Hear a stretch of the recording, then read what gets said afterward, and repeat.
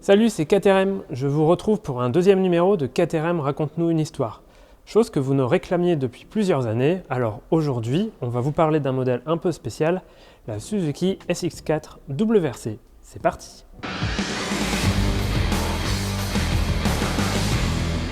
Première fois que cette voiture est produite à l'échelle 1/18e, c'est totalement inédit. Vous pouvez la précommander sur le club de novembre à 79,90€ plus frais de port. Dépêchez-vous, il n'y en aura pas pour tout le monde. Connaissez-vous son histoire? La SX4 WRC est très spéciale sur de nombreux points. On vous en dit plus tout de suite. Pour cela, on prend notre machine à remonter le temps, direction 2006. Le WRC est alors en pleine crise, un peu comme aujourd'hui où il n'y a plus que 2 constructeurs et demi.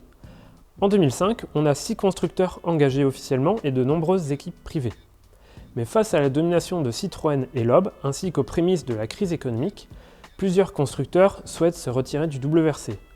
Ainsi, en 2006, on passe de 6 constructeurs à 2, Subaru et Ford, plus Kronos Racing, qui engage les Citroën officiels pendant la mise au point de la C4 WRC qui doit arriver début 2007. Peugeot est parti, forcément, concurrence interne entre Citroën et Peugeot chez PSA. Skoda et Mitsubishi ont également décidé d'arrêter.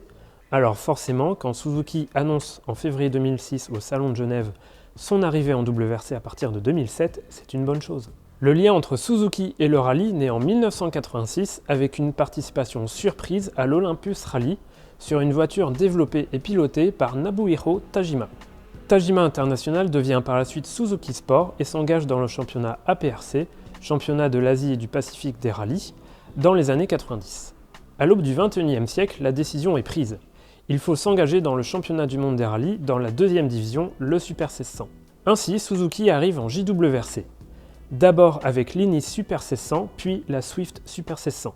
La marque japonaise se montre compétitive et régulière dès la saison 2003. En 2004, le jeune pilote suédois Per Gunnar Andersson est titré avec l'Inis Super 1600 devant un certain Nicola Bernardi. Retenez bien son nom, on va en reparler.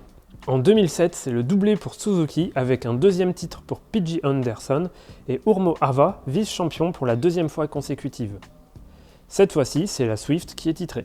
Ce doublé tombe à point nommé puisqu'il intervient quelques mois après la présentation de cette voiture, la Suzuki SX4 WRC. La SX4 WRC est présentée au Salon de Genève dans une livrée blanche très basique. Un modèle original qui est basé sur l'un des tout premiers SUV compacts de l'histoire, la SX4. Une petite citadine surélevée tout simplement à l'époque. On retrouve cette déco blanche du Salon de Genève pour les premiers tours de roue de la SX4 WRC lors du Tour de Corse 2007. À son volant, c'est Nicola Bernardi, dont je vous parlais tout à l'heure, qui est choisi. Il termine 31e pour ce qui sera sa dernière apparition en WRC. Quelques semaines plus tard, la SX4 WRC est de retour, cette fois-ci sur la Terre. C'est au Wells Rally GB que Sebastian Lidholm, jeune espoir finlandais, est choisi pour conduire cette voiture. Il termine 27e. La saison 2008 du WRC débute avec le traditionnel Monte Carlo, comme sur notre miniature. On y retrouve donc Citroën, déjà 2 titres constructeurs et 4 titres pour Sébastien Loeb, Ford, championne du monde en titre, 2006 et 2007, Subaru qui tente de se relever, et donc Suzuki.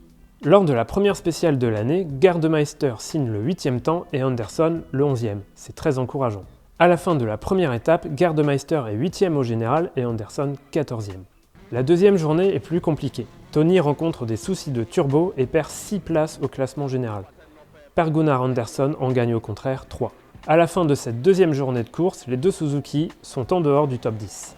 Mais le samedi, c'est la remontada pour les voitures désormais jaunes et blanches. 5e temps dans l'ES9 pour Anderson et hop, le voici 8e au général. Gardemeister remonte aussi et termine le samedi soir au 10e rang. C'est de très bon augure avant les 5 dernières spéciales du rallye qui sont prévues le dimanche. Malheureusement, Tony Gardemeister casse son moteur dès la première spéciale du dimanche et doit abandonner. Heureusement, Per Gunnar Anderson parvient à rallier l'arrivée à une superbe 8e place et devant des pilotes bien plus expérimentés. Les problèmes de moteur vus au Monte Carlo vont suivre l'équipe pendant une grande partie de la saison. Des erreurs de jeunesse qui n'aident pas le projet pourtant emmené par Michel Nandan. Ce nom vous dit peut-être quelque chose, il s'agit d'un ex-ingénieur de chez Toyota, la Celica championne du monde en Groupe A, puis de chez Peugeot, 206 WRC et 307 WRC. Il est nommé directeur technique chez Suzuki. Les bureaux sont alors installés à Coignières dans le 78 et offrent un côté très français à la marque.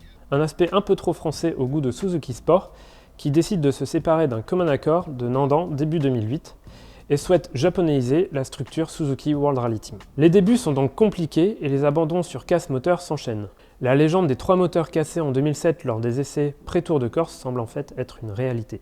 Suzuki décide de rebondir et fait évoluer son auto en cours de saison. 2 nouveaux châssis sont construits et la voiture perd un peu de poids, tout en restant dans la légalité bien sûr, coucou Toyota. Dès la Nouvelle-Zélande, fin août, les bons résultats s'enchaînent, 6e et 7e en Nouvelle-Zélande et surtout 5e et 6e au Japon à domicile. Puis, pour terminer la saison au Wales, comme toujours, les Suzuki SX4 terminent 5e et 7e. La bonne direction semble enfin prise à l'orée de la saison 2009.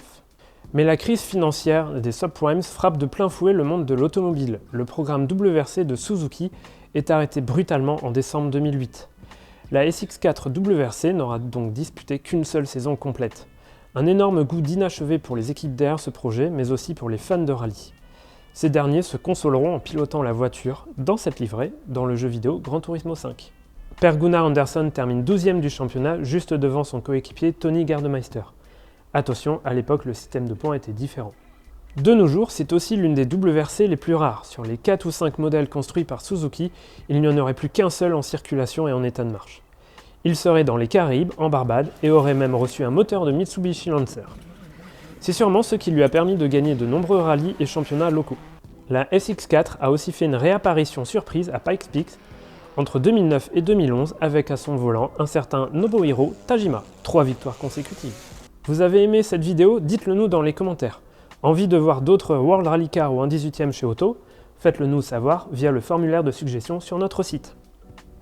Et surtout, n'oubliez pas de liker nos réseaux sociaux et de vous abonner à la chaîne. A très bientôt.